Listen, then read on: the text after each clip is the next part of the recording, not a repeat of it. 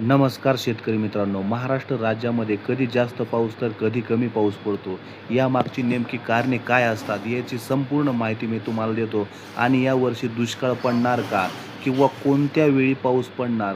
काय होणार? याचीही माहिती या व्हिडिओमध्ये मी तुम्हाला देणार आहे. त्यामुळे व्हिडिओ कधीही स्किप करू नका आणि शेवटपर्यंत नक्की पहा. तर चला, 2025मध्ये महाराष्ट्रात जास्त पाऊस का पडला? 2025मध्ये मान्सूनला मदत करणारे जवळपास सर्व घटक मजबूत होते.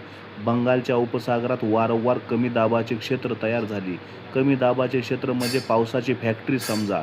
जेव्हा बंगालच्या उपसागरात कमी दाबाचे क्षेत्र तयार होते तेव्हा ते पश्चिमेकडे सरकतं आणि महाराष्ट्रात मोठ्या प्रमाणात ओलावा आणते.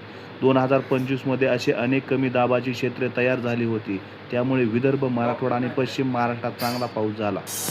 दुसरं कारण, अरबी समुद्रात मोठ्या प्रमाणात ओलावा आला. मान्सूनचे वारे अरबी समुद्रात भरपूर बाष्प, पाण्याची वाफ घेऊन आले. त्यामुळे ढगांची निर्मिती मोठ्या प्रमाणावर झाली.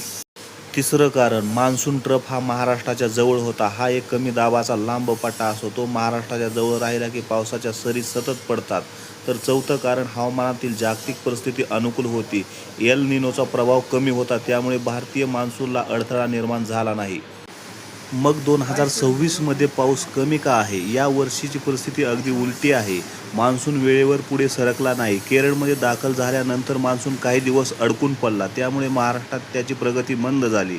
सोप्या भाषेत, मान्सूनची गाडी महाराष्ट्रात येण्याआधीच काही दिवस थांबली. नंबर 2, बंगालच्या उपसागरात कमी दाबाची क्षेत्रे कमी तयार झाली. सध्या महाराष्ट्रात मोठ्या पावसाची सर्वात जास्त गरज असते ती बंगालच्या उपसागरातील कमी दाबाच्या क्षेत्रांची. यावर्षी जूनमध्ये ती अपेक्षेपेक्षा कमी तयार झाली. त्यामुळे विदर्भात कमी पाऊस, मराठवाड्यात कमी पाऊस, उत्तर महाराष्ट्रात कमी पाऊस अशी परिस्थिती दिसली. नंबर 3, एल निनोची सुरुवात. एल निनो म्हणजे प्रशांत महासागरातील पाणी गरम होणे. जेव्हा एल निनो सक्रिय होतो तेव्हा भारतीय मान्सून कमकुवत होतो.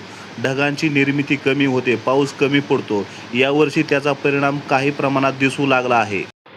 अरब समुद्रातील वारे पुरेसे मजबूत नव्हते. अरबी समुद्रातील येणाऱ्या ओलसर वाऱ्यांचा वेग कमी होता. परिणाम, ढग कमी तयार झाले. तयार झालेले ढग काही वेळा समुद्रावरच पाऊस पाडून गेले. आतल्या भागात कमी पाऊस पडला. नंबर 5, तापमान खूप जास्त राहिले. मे आणि जूनमध्ये महाराष्ट्रात अनेक ठिकाणी तापमान जास्त राहिले. गरम हवा वर जाते आणि काही वेळा ढगांचे संघटन विस्कळीत होते. त्यामुळे चांगल्या पावसाऐवजी तुरळक सरी, काही भागात पाऊस, काही भाग पूर्ण कोरडे अशी परिस्थिती निर्माण झाली.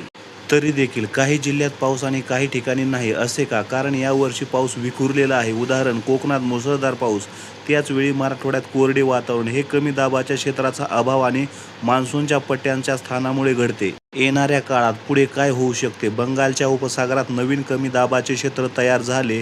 मान्सून ट्रफ दक्षिणेकडे सरकला. अरबी समुद्रातील वारे मजबूत झाले तर जूनच्या शेवटच्या आठवड्यात आणि जुलैमध्ये महाराष्ट्रात पावसाची परिस्थिती झपाट्याने सुधारू शकते. चक्रीवादळ किंवा इतर कारणे हे यावर्षी महाराष्ट्रातील पावसाच्या कमतरतेचे मुख्य कारण नाही. मुख्य कारण म्हणजे 1, एल निनो, 2, कमी दाबाच्या प्रणालीची कमतरता, 3, कमकुवत मान्सूनी वारे. मात्र हवामान विभागाच्या अंदाजानुसार 23 जूननंतर मान्सून पुन्हा सक्रिय होऊन महाराष्ट्रात पावसाची तीव्रता वाढण्याची शक्यता आहे. धन्यवाद.